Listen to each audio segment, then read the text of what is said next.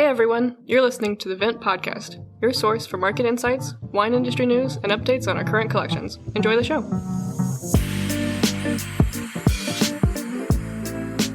Hi everyone, welcome back to another episode of the Vent Podcast. My name is Brady. I am the head of investor relations at Vent, and as always, I'm joined by Billy, who is our head of wine. We have another great producer interview to share towards the end of the episode, as we have Cushing from Donlin Family Wines, whose family produces really excellent wines in Sonoma County out in California. So we're excited to dive into a conversation with Cushing and just hear a little bit about what it takes to produce top quality wines across many different varietals. But before we hop into the interview, we do just want to provide some platform updates on our current collections and collections that have recently sold out. And first, we do just have to mention the announcement that we made this past Wednesday that we'll be offering our fourth collection of whiskey. We tend to keep our whiskey offerings at about 20% of our total collections on the Vent platform, and of course the other 80% in wine. This collection that we just announced, the Glenfarclas Pagoda collection, is a $129,000 collection in total value. There are 3,000 shares being offered at $43 a share, and there were 5 bottles in this collection. I'll turn it over to Billy to go over some of the highlights of this collection, and just to dive a little bit deeper into what makes this offering so special. Thanks, Brady. Just to clarify, this collection's not live yet. It's going live next Wednesday, March 30th. And it's really exciting. It's kind of, for those of you who remember our Kurazawa collection, that was a unique collection of 36 bottles in a series. The series is only 5 total bottles. And right now there are no, as of this recording, at least no public offerings for a full collection of these whiskeys outside of from the retailer themselves. So that's really exciting. It consists of there are 5 bottles, but they're broken into kind of 2 different cohorts. One is kind of, if you will, the metal trilogy. They have a bronze, a silver, and a gold Pagoda Reserve. And these are going to be 43, 48, and 59 years respectively. And then there's a kind of what you would call like a precious stone series, sub-series, if you will. There's a reserve, a ruby reserve, and a sapphire reserve. But taking one step back, why are these called the Pagoda series? If Glenfarclas is obviously based in Scotland. There was a guy by the name of Charles Doig, D-O-I-G, in the late 1800s, who was helping different distilleries design elements of their facilities. And what was kind of crucial for everywhere else is after you malt the barley, you need to dry it out somehow. And you typically use a kiln. There was a kiln where they would put this in and they would dry out the mash, I guess you would say at that point, the malted barley. And these kilns were basically towers that had some sort of top at the top. And basically there was really no function to this, but Charles really loved the Eastern kind of East Asia aesthetic. And he decided to put a pagoda looking like top on his, what they were basically called ventilators at the top of these kilns. So where the air would escape, he wanted to decorate it and make it a little bit more nice. This was in Victorian England at the time, so everything was a little bit more ornate. So he put this pagoda like top at the top of his ventilators. And Glenfarclas has a very distinct pagoda style ventilator. It went out of use in 1972 as they opened up their visitor center. But this is kind of an homage. This whole series is an homage to that pagoda and the history of Glenfarclas as a whole. Again, the whiskeys range in age from 43 to 63 years old. They were handpicked by Stephen Notman, who is a keeper of the Quaish, basically like essentially a whiskey sommelier ambassador from Scotland, basically an ambassador for Scotch. He's reviewed and judged many whiskey competitions. And then it was also selected in tandem with George Grant, who is 6th generation Glenfarclas family owner. So these barrels are very special. And to fit that, they're going into these special, as Brady mentioned, decanters that are Glencairn crystal. They're emblazed with some precious metals, with some silver, and also the ruby and sapphire editions also have rubies and sapphires. So it's very, very ornate collection. It's the oldest collection ever released by Glenfarclas, and yeah, we're excited to have one of the only complete collection available for investors outside of the company themselves. Yeah, not only is, this kind of an exclusive collection, given that, it's only us and the retailer that are able to provide the full collection, but we were also able to acquire these bottles at quite a steep discount, a little more than 17% discount to retail. Can you maybe talk a little bit about that and just the pricing in the marketplace right now and why there's just so little pricing information? Yeah, I mean, I can't go into too many specifics, but what I can say is we worked with our network of suppliers to find these bottles and be able to source them at a price that would allow us to list them. We have our typical sourcing fee, but allow them to still be listed for our investors at a market discount to the price. And yeah, so right now, if you look online, the Glenfarclas Pagoda series has its own website, and they're selling the full collection at 115,000 pounds, which comes out to about $150,000. That's the exchange rate varies, so how much, but that exact percentage are differences with theirs is gonna manage. But yeah, this is something that's a value you get with Vint. We go out, we're doing a lot of the legwork, we're working with partners to identify unique special things that are not easy to source, and we're looking to pass on as much of the value as we can to our investors when we find something cool.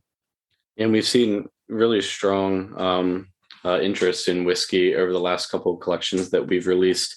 It seems that, we typically will only be featuring about 20% of our collections as whiskey for the time being, but we've gotten really great reception. Our last collection in Japanese whiskey, I think there's a lot of interest in the marketplace right now, especially for diversifying portfolios in wine and spirits. Whiskey is becoming extremely popular. Yeah. And something like this, and also I want to kind of differentiate. There's been kind of a trend by some distilleries to make these limited edition collections, and all they're really doing is putting 20-year-old whiskey or 18-year-old whiskey into like fancy bottles. And this is like genuinely very old whiskey that spent a lot of time in barrel. And for those who don't know, the longer whiskey spends in barrel, obviously it continues to develop, but it loses alcohol. So to be called Scotch whiskey, it needs to be bottled at least 40% alcohol. And it's very rare to have a barrel last this many years and still qualify for that 40%.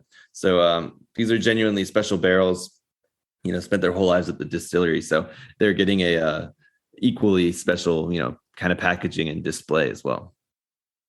Yeah, that's really exciting. It's nice to, when we think about the different trends in whiskey around the world right now, obviously Scotch has always kind of been penultimate, but, it was, I think has been really nice for our users and investors to see. We've had very different kinds of whiskey collections, first with the Balmore actual cask whiskey, and then the Macallan and Glenfarclas scotches, as well as then our Japanese whiskey. So even though we've only had a few whiskey collections so far, I feel like we've really covered some good corners of the market. Yeah, for sure. And we'll continue to explore. Bourbon's definitely on our radar, and there's a lot more that we can work with. So we're excited to keep these cool whiskey collections coming. But if we want to transition on now, so again, for everyone, this collection goes live next Wednesday, March 30th. We've had a lot of interest after we sent our announcement out yesterday. So be sure to get on and reserve your shares early so you don't miss out.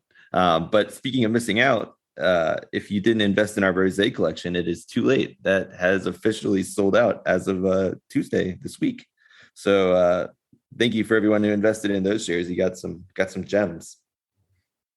Yeah, the Rosé Champagne collection, kind of released as a flash sale. We kind of just dropped it on our platform without announcing it beforehand, and we really like this style of being able to offer collections that maybe are unexpected and a little bit different than you might find elsewhere in the marketplace. Rosé Champagne is definitely having its day right now, but isn't the first thing that I think folks think about when they think of investable wines. But Rosé Champagne has had an incredible 2021, even a bottle of Rosé Champagne topping the champagne list this past year.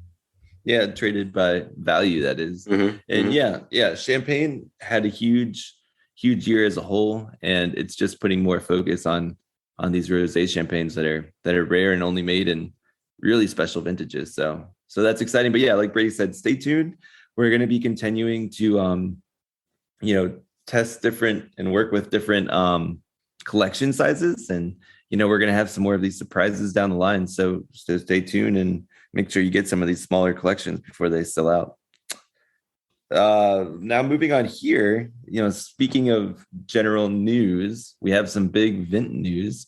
Brady, do you want to let everybody know about our newest employee?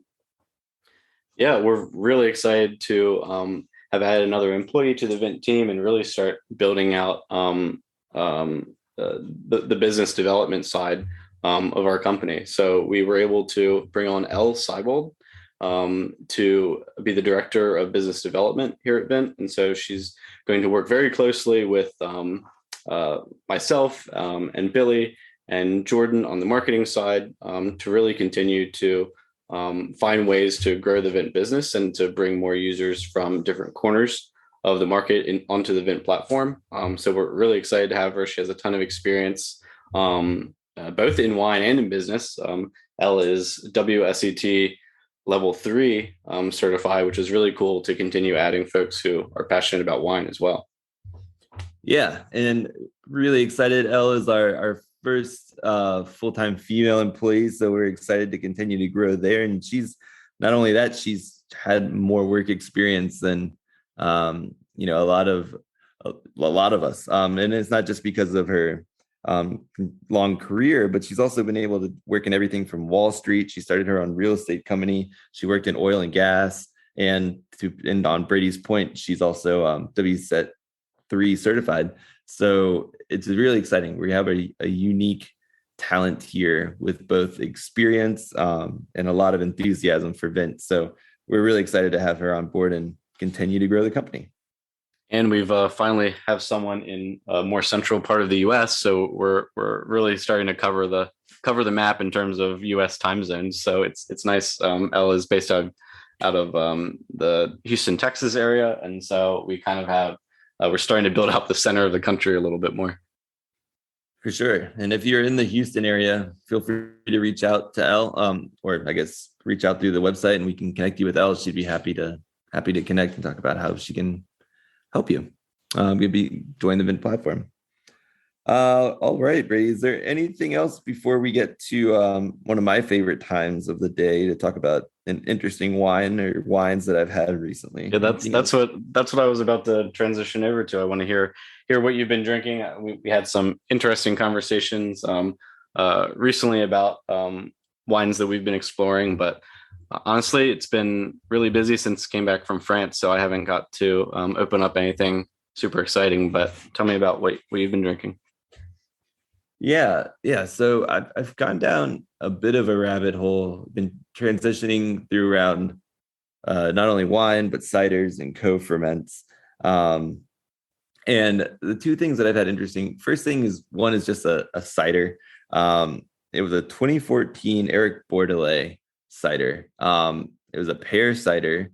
And so if those don't know, Bordelais is spelled Bordelet, and he's just one of the top cider producers. I've always heard about him. His pear ciders are well renowned, but I hadn't found one before. And this was an 8-year-old pear cider, super fresh, and it's only like 3% alcohol, something like that, 3.5. Oh wow, yeah. So I've always kind of been a pear cider fan, but these ones when they're like that are so like there's still acid and bubbles that make it so like basically ephemeral on the palate. It kind of disappears.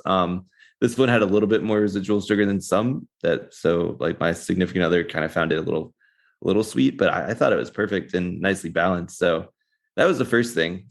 Just not every day you see a 8-year-old pear cider. Right. Tell me about, you said 2014. What's the evolution like for ciders? I just have no context for what the process is and what it's what it means to be drinking quote unquote like not aged but an older cider like that. Yeah, this was interesting because like I found it in this wine shop here in LA that it was in the sparkling wine section. So picture just a champagne bottle, exact same, closure and everything. So it did oxidate a little bit over time. Oxygen's coming in through the cork. So it did develop a little bit, but because it's a little less, champagne develops over time, but also the bubbles, the CO2 that's in there kind of offsets the access of oxygen to the wine itself. But this one had a little less bubbles, so it was a little bit more developed. It kind of reminded me of like an aged Riesling a little bit more. It had a little bit more of, that little bit of touch of oxygen, a little bit more like nuttiness, but it was still really light, fresh, and airy. You could only really tell in the color, really. But there's effervescence though as well. Yeah. I mean, it was bottled with enough residual sugar, I guess, to the point where some of the yeast, it would keep going. So it popped, but it was not the same pressure. It was not as in the atmosphere as, just say, a champagne or even a prosecco. It was just kind of closer to like a pet nat, lightly effervescent level. Yeah, I was watching. I forget if it was just a YouTube video or some post on social media where someone was drinking a 1995. I think it might have been Dom champagne, and it was still so incredibly effervescent, the bubbles, which I guess I was just impressed by that, really high quality champagne and just like still the liveliness of the bubbles, even with, that amount of age. How long can you see effervescence in sparkling wines? I can't say for sure, but decades and decades for sure. Okay. It also depends on the size of the bottle. If it's a Magnum, like we mentioned last week, the bigger bottles last longer. But I've heard this was a 750, and it was 25 years. That's not like a insignificant amount of time, but they were just so lively and fine and consistent. It was just I just didn't have a context for understanding that. Yeah, I mean it's really decades though. The best vintage champagne isn't really released for 10 years after it's bottled or after it's produced anyway. So you're gonna see stuff for many decades. I don't know where exactly. I'm sure there's a point of diminishing return, and eventually it does become still, but I think that takes a really long time if it's stored properly. Right. I mean, I was gonna say the stored properly. I recently had a bottle of, what was it? Was it Ruinart? Yeah, that I got randomly. I had noticed it was at a top shelf in the shop that I was at, but I didn't really pay attention. And thinking about it in hindsight, it was also kind of not a very well AC'd shop here in Los Angeles. So I brought that home, and it was basically like skunked and had no bubbles. Oh no! Oh no! So that if it's stored, that was upright, which wasn't typically bad for sparkling, but that was absolutely horrible. So was that their Blanc de Blanc? Yeah. I mean, it tasted nothing like it. It tasted just like dishwater. It was horrible. But oh my goodness, it's not the producer, but that just has to go with like how well you store your wines makes a big difference. When that happens from just like a retail shop, what do you do? Nothing. You just don't maybe buy there again, or I mean, you could let them know. Sometimes some really good retail shops will give you another bottle or maybe a discount on your next one. This one wasn't one I had been too much. I was on a mission to find some Krug, and they didn't have what I was looking for, and I felt bad because the guy he opened all these Krug boxes for me, and they didn't have the specific one I was looking for. So I felt bad. So I felt like I needed to buy something. So I bought this Ruinart. Well, you did him a favor. You took the bad Ruinart off his hands. The skunk. Exactly. So I like him, and I didn't want to complain. So I ate that loss, and I just probably won't go back there. Sure. But before we wrap up here, the other wine that I actually had recently that I thought was really interesting was inspired by the Amber Revolution book that I recently read. Was a Slovenian wine made of 100% Zelen grape. It's a Zelen. And it was really interesting. It was from a producer called, let me bring it up here, but it's from Slovenia, and it's in the southwest corner. And it's a really interesting varietal because it's native to the area. And the producer is Primož Levrancic. He was featured in this book that I read, and It's like a light, spicy white varietal. It tends to be made with skin contact. This one had 7 days skin contact, and they normally make it a little bit longer. But even with that 7 days, you barely even noticed, and it was just kind of mix of a little bit of like, I don't know. There's some spiciness, some like Sauvignon Blanc, a little touch of like green notes, good acid. It was really cool. But it's from a southwest corner little area called Vipava Valley or Vipashka Dolina. And it's interesting. It's just an indigenous varietal that people are starting to kind of revitalize down there. This grower specifically makes a couple single bottlings, but this bottle was called Burja, Burja, from outside of the town of Burja down there. So that was really cool. It's a varietal I never had, and I think if you guys ever see it, you should check it out. It's really cool, especially even like, to have, in an area like LA, to have access to wine shops and wine bars where they're bringing in a lot of unique things is really a treat, isn't it? I guess. And hopefully we'll start to see shops and bars like that around the country that are exploring, kind of off the beaten path varietals and such. Yeah, we're certainly lucky. And I saw this bottle while we were actually getting. It's one of those wine bars / retail shops now that they turned into a retail shop during the pandemic. And I was picking out a bottle for our table. Actually, they're like, hey, what do you want for the next round? And then I saw this one and I was like, I'm not getting this for the table. I have no idea what it's going to taste like, but I want it. So then I just grabbed it for myself. Yeah. Well, we haven't been together to be able to taste since our company retreat, but it'd be really cool to next time be able to taste some stuff that you're able to drink a little bit more often that, don't have quite as much access to. Although they did just open up there's a low intervention natural wine shop and a lot of local, when I say local, I think I mean kind of like regional mid-Atlantic producers, a shop that just opened recently here in Richmond. I haven't gotten down there yet. The 2 times I've actually tried to go down, they were closed, but I'm trying to sneak down and see if I can pick up something that's a little bit more interesting we can share. Yeah, no, that'll be a blast. And in the meantime here for our listeners, keep going out, trying new things. But I will say we transition into our interview here. I'm pretty excited for everybody to listen to Cushing's interview and what the Donnellan family is trying to do with varietals that are not, they're mainstream. It's predominantly they work a lot with Syrah, but they're underappreciated in my point of view. So it's really interesting to kind of run the gamut from something like a Cabernet to a Syrah, which people think they know, but they may not know that well. And then something that's completely obscure that you don't know. And I think people are more open than ever to trying these. So I'll encourage everyone to keep trying.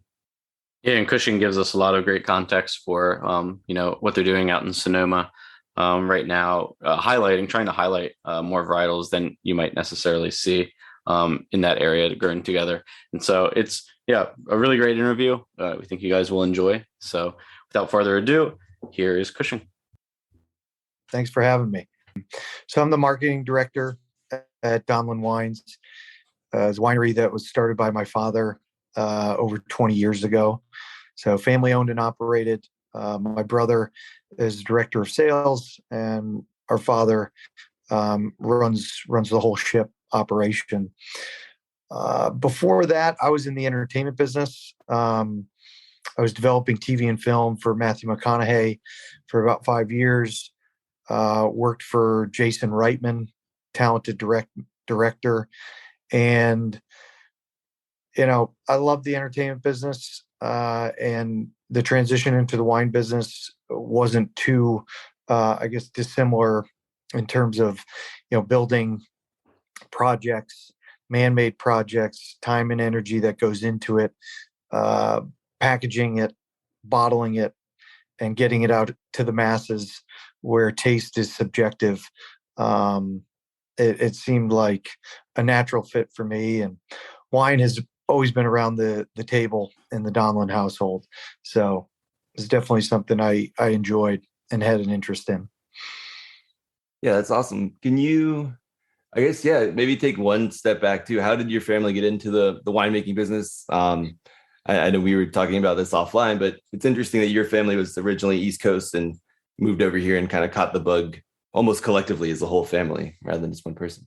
Yeah. So, we definitely grew up in the Northeast, and wine was always a part of Sunday dinners. We had, family dinners every weekend.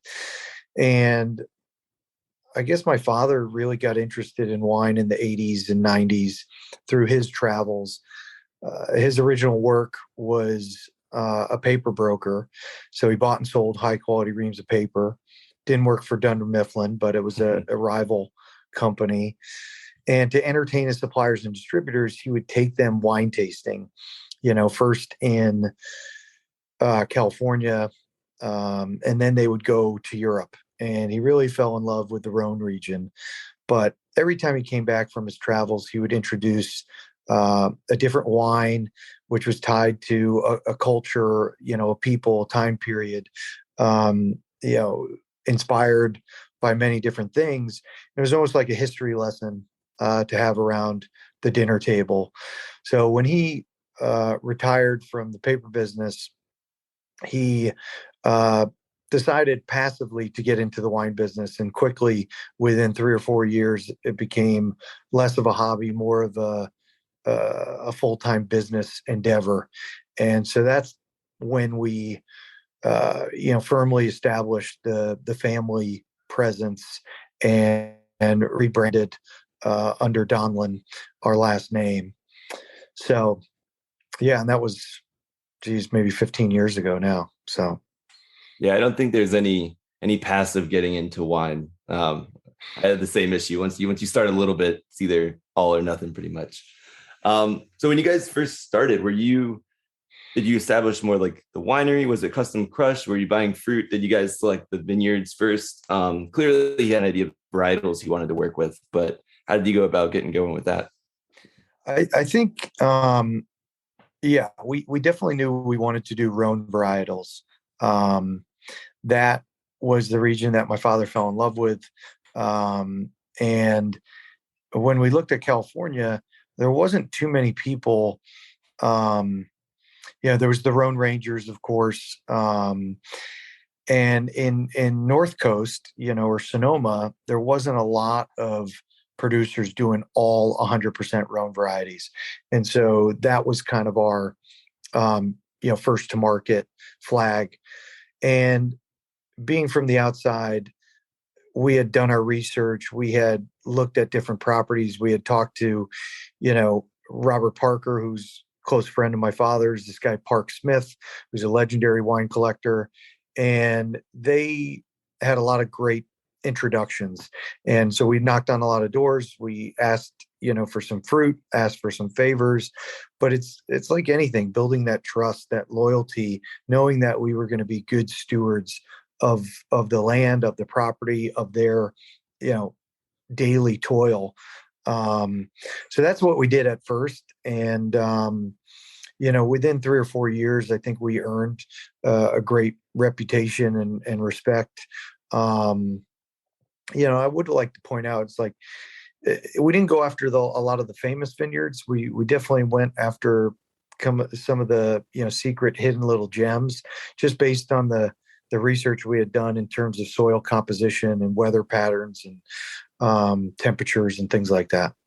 That makes a lot of sense. So when we say Rhone varietals, just for our listeners, they should be familiar from our Rhone collection, but we're talking Syrah, Viognier, Grenache, Marsanne, Roussanne, I assume. What did you guys start with, and then what do you guys have now? So we were definitely heavy in Syrah, and we wanted to showcase, I guess, our inspiration for northern and southern Rhone. So a lot of Syrah, Grenache, a little bit of Mourvèdre on the red side, and then for the whites, we were doing mostly Roussanne, Viognier, and then a little bit of Marsanne. We early on, we had a little bit of Counoise and, Carignan, but as time has gone on in the last 20 years, a lot of those vineyards, which we call, part of the 7% club, where those grapes only make up 7% of the wine, maybe not Syrah, but they're being ripped out. They're not being cared for. They're being planted with other grapes that garner a higher price point because they're more popular. So it can be hard for some of those grapes that need a lot of sunshine, a lot of sunlight, to mature and get that full phenolic ripeness, for us to harvest. So moving forward with my brother and I coming into the business, about 10, 12 years ago, we started producing Chardonnay and Pinot Noir. Being Russian River is our backyard, Sonoma. Tons of great properties there for Chardonnay and Pinot Noir. And then most recently, we started producing Cabernet Sauvignon, and that's going to be really exciting, rounding out our portfolio of 16 different wines right now. That's a large portfolio, and kind of super diverse across different varietals. On your website, it says there's comments about how y'all have elected to prize quality above everything else. And that, obviously suggests that there are many different things that a producer might focus their time and energy on. You guys have chosen quality, like, all of the great producers. What does it take to have 100% commitment to quality of whatever it is that you're growing? And especially thinking about looking at a portfolio of 16 different varietals, what does it take to pull that off, for an estate like yours? It takes a really big bank account. No. Yeah. So what we mean by that is every step of the way, you're basing your decisions on what can we do? How can we proceed in a way where we are going to be able to produce the best of what we're trying to do? And that's, the best vineyards, the best grapes, the best bottles, corks, labels, winemaker, personnel, absolutely everything. It's not the most expensive. It's not the most, exclusive. It's, just how can you make every decision based on quality, as opposed to a P&L or convenience. And I think that's what a boutique winery is, in my opinion, is somebody that is producing something that's very unique, that's one of a kind, that you can't get anywhere else. So that's what we've always tried to do. And I think that's why, you're not going to see a lot of our product in the marketplace, just because we don't offer a lot through wholesale. Our wines aren't really made for wholesale. That's a different product, in my opinion. And a lot of these wines, are limited. We don't make that much of them. The vineyards that we're sourcing from are state property. They're small vineyards, and in some years you get a great crop, and some years you get a real thin crop. So before I logged on, I don't want to, I guess, make this unevergreen, but I just saw a headline where Heidi Barrett, I guess, basically quit Kenzo over the 2020 grapes being released, and she probably didn't want that to happen. But I think every great producer is going to make those tough decisions and protect 10, 20, 30 years of history, and bypass, I guess, a quick buck or whatever the term is. But that's kind of how we look at it. With Donlin on the label, every decision carries a lot of weight. So we're mindful of that in everything we do.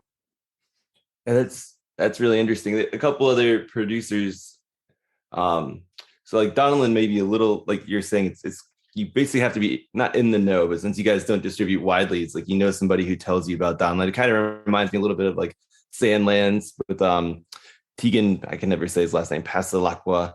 Pasalacqua, yeah.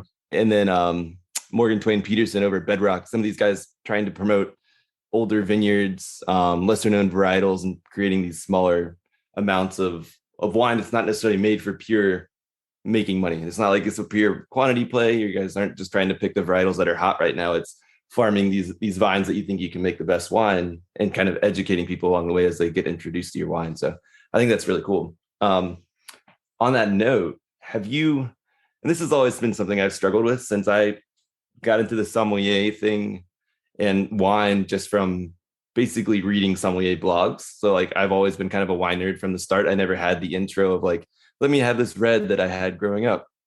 I've always thought Syrahs are amazing for the most part. I started out with the Northern Rhone. I worked in Australia, so I've been on that boat. Why do you think it's had such a hard time catching on in California? I feel like they're great wines when you have them. They're still good, but then you put them on a shelf and people are like, it's Syrah. I'd rather have a cab. Yeah, I mean, it's a question that we think about on a weekly, monthly basis, and being able to travel and meet different people and hear about their experiences helps kind of paint the picture. But I think my biggest thought on it is Syrah is so dynamic in terms of its portfolio, or perception, or just profile. And what I mean by that is the degree of Syrah is like 180 degrees. Spread your arms as far as you can, and that is the whole world of Syrah. Whereas, Cabernet and Pinot Noir, they're more of a narrow, focus. Less so Pinot Noir, more so maybe Cabernet. They're very monolithic type wines. And so I chalk that up to being easily understandable. And with Syrah having such a wide, expansive profile, where you have red fruit, blue fruit, black fruit, you have roast meats, grilled meats, salted, dried meat, and then, all colors of peppercorns, right? Black pepper, white pepper, pink. And then not to mention the floral elements of Syrah. There's confusion in the marketplace because you could have a warm climate, Syrah or Shiraz from Australia, and it's got this certain type of profile. And then you go to the North Coast and you have a Syrah from, the Green Valley, with the western pocket of Russian River, and it's a more savory Syrah. It can be a little bit leaner. And so you have two different expressions, and unless the consumer knows where the property is and what the climate is, because weather and vintage is so important with Syrah, and really influencing the final product. They could want something juicy and jammy, but they get, this very mineral driven, muscular, rustic Syrah, and it just totally, it burns them basically to where they're less inclined to go back. So to sum it up, I think people go with what they know and what they understand and what they feel confident in. And it's just, the disappointment factor is much smaller, I guess, if you're going for a Pinot or a Cab or a Chardonnay. Depending on whether it's $10 or $100, there's elements in those wines that are similar across the board. So that's kind of my thing, and what we spend time on is energy and education, and letting people know why the Syrah tastes the way it is, where it's coming from, and why we think they're just superior grapes and bottles of wine. So, yeah, that makes a ton of sense. Even in when I was in Australia, it depends where you are. Obviously, the Barossa and kind of wherever it had these really the big Shiraz, but then by the coast, you would get just an hour and a half away. This intensely like acidic in a good way. Olive driven, like peppery wines, like the most peppery things. And it's they're trying to basically call those wines Syrah and the rest of the wines Shiraz. That was the way of like differentiating. And I thought that was interesting, but that's kind of they do the same thing with Pinot Grigio and Pinot Gris for drier and sweeter styles. But yeah, that makes a lot of sense. I guess it does come down to education and understanding that place of origin or where it's coming from. Because even if you try to make a big red Shiraz, but you're in a cool climate, you're just not going to be able to. So I guess that's where that piece kind of comes through. Yeah, I remember when I was first starting to pay attention to wine. And I'm in Trader Joe's buying like every bottle that looked interesting. And I remember drinking them and trying to figure out like, okay, what is it that I like about this? What is it that I like about this one? And every time I turned the bottle around, the ones that I liked the most had some Syrah in it somewhere, right? So it's kind of interesting talking about like the gamut, the 180-degree spectrum of like what Syrah can be.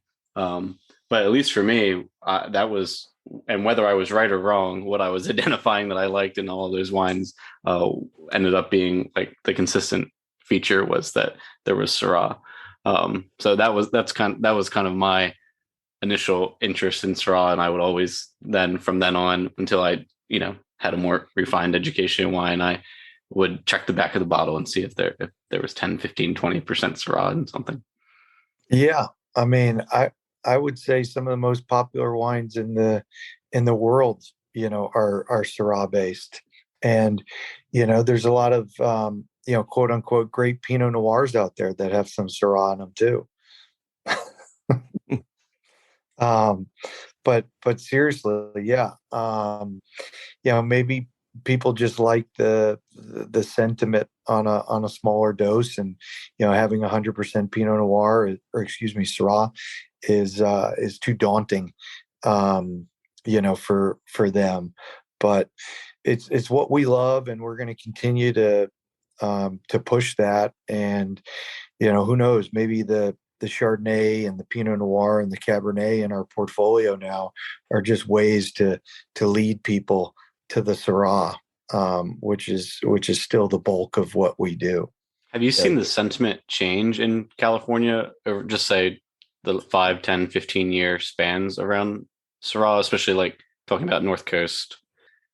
I think the pendulum for more, I guess, terroir driven or more wines that speak of place is definitely swinging back through, as opposed to maybe the late 90s, early 2000s, where it was definitely about opulence, big, bold, kind of flavors. And not to say that's ever going to disappear.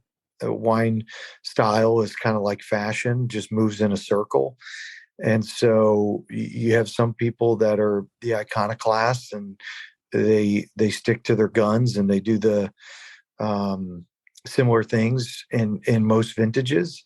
And then you have a group of people that are chasing trends and fads and things like that. But I do believe with the wine knowledge increasing across the board, more critics, more editorial. There's just too much information out there not to have the consumer, become more educated, learn a little bit more. Now, of course, there's bad stuff, out there that can be misleading to consumers. But I think for the most part, we're definitely moving the ball forward. And it's funny. I mean, Syrah has been the next big thing for the last 25 years. It just hasn't been able to get out of the gates cleanly for whatever reasons, but it doesn't diminish, our drive in producing, more great Syrah. I mean, ultimately, the main goal for Donlin is to become, continue to be a kind of global appreciated brand and wine that is producing wine, not like a specific bottle of wine, like the best Chardonnay, the best, Syrah, Cab, Pinot Noir. I think really it just needs to be a great bottle of wine.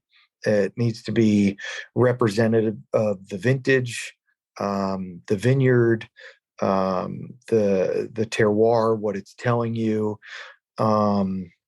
made in a sustainable way, free of any chemicals, additives, or preservatives, things like that. But I think globally, we can all appreciate a great bottle of wine, right? It doesn't have to be a certain grape or a certain region.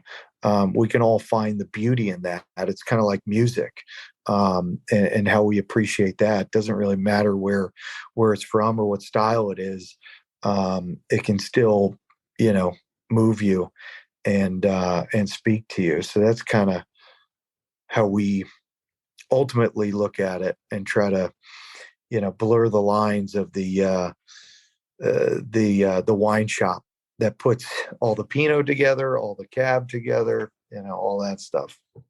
I think that makes a ton of sense. And maybe that is partly why and we'll move on from Syrah here for a sec, but maybe that how it's needing a little more time for notoriety is like the most famous Syrah-based wines in the world are either named after a place like Hermitage or Cornas or Côte Rôtie, or they're the fanciful brands like Penfolds Grange, which is, mostly Shiraz, Syrah, but, people will drink it and they wouldn't even know. And they'd be like, oh, this is an amazing bottle. So maybe it's now that people are starting to learn more about the Northern Rhone, like we kind of talked about in our collection. And they're kind of thinking about varietals that are in their wines a little more, or trying to explore new varietals. They'll pay more attention, kind of like Brady did. But speaking about your guys' estates and where Donnellan's going, do you want to talk a little bit more about the efforts with the estate stuff and some of the wines you guys, or what you guys are doing that's new? Yeah. So we talked about how we came to be, and that was mostly sourcing fruit, creating relationships with different farms and vineyards. And, the unique thing for us is that we'll try to create these long-term agreements with properties. So some sources we've had for 20 years, and other sources we're just kind of trying out as we build the portfolio. But one of them that always spoke to us was the Obsidian Vineyard, which is in Knights Valley. It's on the Sonoma side, but it's close to the Napa border and probably 3 miles south of Peter Michael's property. But it was a wine and a vineyard that always spoke to us. It's a dynamic site in that there's obsidian glass, volcanic material strewn amongst the vines. It has this incredible aroma that reminds me of Northern Rhone or Cornas, just that petrichor kind of really hedonistic. And then the age worthiness of it was incredible. And we've produced 100-point wines, from this property. So we had an opportunity to buy that in 2015, and we jumped at the opportunity. And it was our step to really affirm what we wanted to do and where we wanted to go. Because, if you source fruit, there's always people out there calling you, a hobbyist or, moonlighter. And, you asked originally, how do you get into the business? And I think, a lot of these people were born into it, right? They, their Italian, ancestors or, Spanish ancestors, or, their parents or grandparents were hippies or something like that. And they went out there and cultivated the land and had a property. Or, in a newer way, you sort of forge your own path and, stake your claim and, move forward that way. So this was our kind of, flag to put in Knights Valley, and the Obsidian Vineyard kind of spoke to us and, our family. But sadly, like a lot of other people in the latest round of fires, we lost the vineyard in 2017, meaning it was damaged beyond repair. So what we decided to do with our viticulturist and team is scrape the whole vineyard and replant it. And so that hard decision that you need to make in a short amount of time, which is kind of funny, because when you think of the wine industry, it's not really a fast-paced industry. These moves that you're making, play out over a year at the earliest, maybe 2 or 3 or 4 or 5. So you need to be very calculated with what you're doing. But anyways, we replanted, and the original property was Syrah with some Chardonnay down below. And when we had the opportunity to replant, and we have almost 20 years of knowledge and expertise, what would you do if you were forced to start all over again? And that's kind of how we looked at it. And we had all these journals of data and analysis. And so we changed the orientation of the vineyard.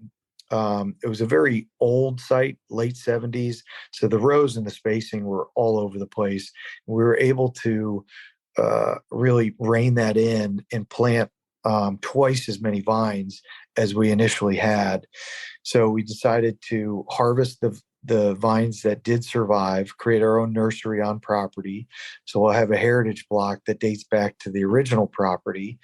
And then we planted 2 other Syrah clones, some Viognier to blend in, planted Grenache, Mourvèdre, and then my brother and I really wanted to plant some Bordeaux varieties. So we planted Cab Sauv and Cab Franc, just a little bit to try out. So that's really exciting. That'll hopefully be online in the next couple of years. We did that for the long haul in terms of how we planted, budded over, and just wanted the vines and the roots to really dig deep and mature, so we could have that for a longer time, as opposed to manipulating it to where you could be back online sooner. So it's definitely a labor of love, but the narrative for Donlin's going to change, because we're going to have more opportunity for estate-driven wines, and really solidify that piece of dirt in Knights Valley as something that we think is unique and one of the best vineyards in the world. Yeah, it's unfortunate that it burned down. That's a really kind of a cool opportunity that you don't voluntarily get very often. You're never going to rip out 100% of a vineyard on your own. So I guess a couple questions. Well, first, just from a wine nerdy side, what spacing did you guys end up with actually, and then how big is the whole vineyard actually as well? So the whole vineyard is 10 acres, but you have to have a road around it, and easements and things like that.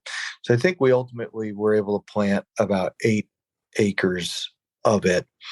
And the spacing, I don't know what the appropriate term is, but it was basically getting two vines per whatever the stake spacing we had, which was basically twice as many as that we initially had, because in the old vineyard you had every 3 or 4 rows this wide row, which we imagine was used for some sort of machinery to get up and down, and there was a big road right in the middle of the vineyard, which was always nice because you could drive through, and we did a bunch of tailgate tastings out there. But basically you were chewing up an acre and a half for nothing. So we did away with that. And so now we just have a road around, and we'll eventually build out some kind of hardscape tasting spots that people can kind of come to and sit in Adirondack chairs and overlook, one side to Napa, overlook the other side, over into Sonoma. Cool. Yeah. So the reason for our listeners why I'm asking about the spacing is traditionally, say in Bordeaux, Left Bank, or Burgundy, they're typically 1 meter by 1 meter. The vines are kind of spaced across, so it's kind of 3 by 3. And what this does is it basically allows the vines to compete with each other each year a little bit more. So that allows the concentration in each vine, the fruit, to get more dense and become richer and just provide a really more complex wine. And that's as opposed to one vine producing a bunch of bunches where its nutrients are kind of spread out. So that's really interesting. And that's kind of an exciting opportunity for what your wines can be.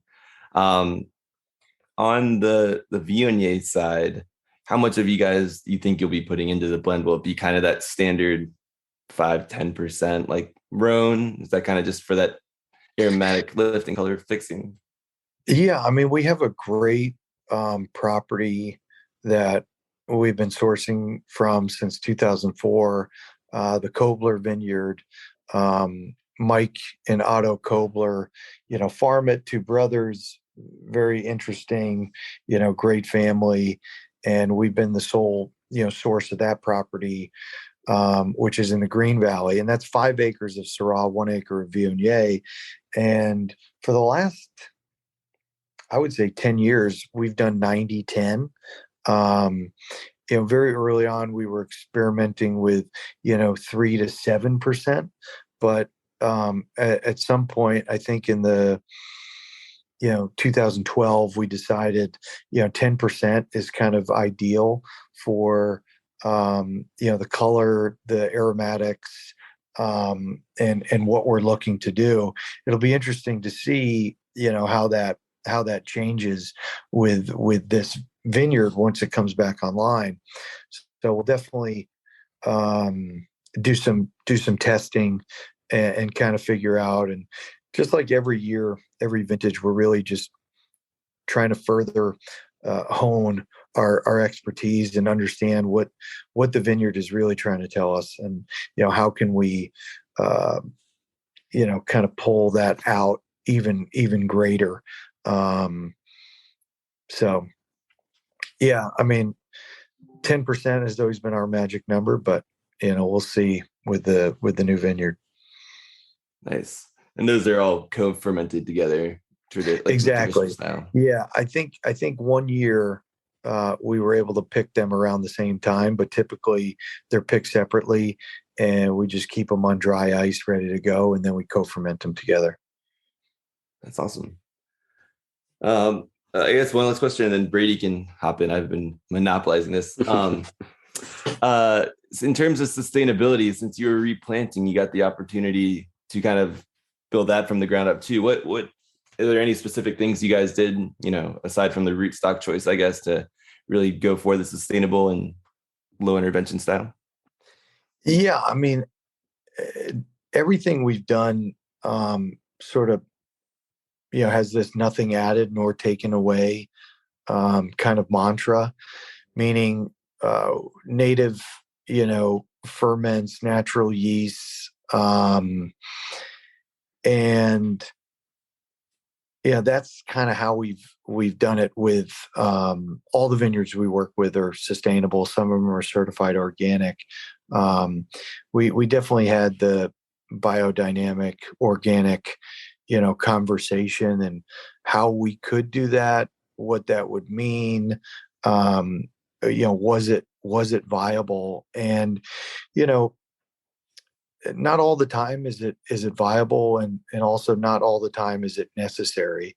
Talk to some farmers, and they feel very strongly against that, and saying it's just more money and it's more paperwork, and this is what I've been doing the whole time. I don't need a piece of paper to tell me that.